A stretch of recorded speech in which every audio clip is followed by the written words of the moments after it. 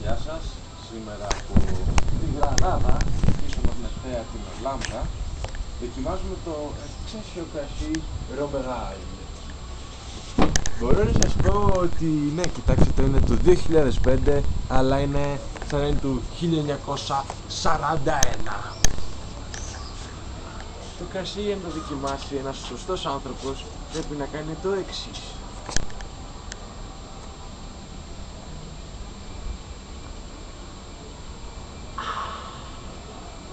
Και όταν κάνει το να βγει η εξαίσια γεύση του κρασιού από τα ρημίσματα της μύτης. Μπορώ να σας πω ότι ο φίλος μου καθηγητής Δημήτρης Μπογατσιώτιους, γνωστός και ως Μπόγα την Μπόγα, μου έχει μάθει και το εξής κόλπο. Το κρασί, για να το καταλάβεις, πρέπει να κάνεις και αυτό.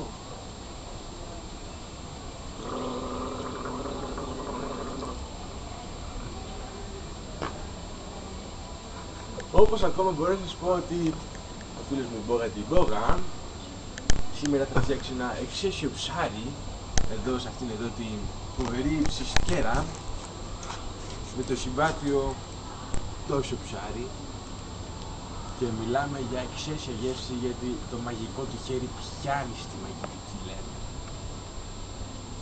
Ευχαριστούμε πολύ από τη Γρανάδα και το ευχαριστούμε την Αλάμπρα που μας επίτρεψε να το τραβήξουμε και τον καθεδρικό ναό της Γρανάδας. Ευχαριστούμε πολύ για το Mega Channel, Μπόγα την Μπόγα και Πέτριους Χατζηπανάγιους.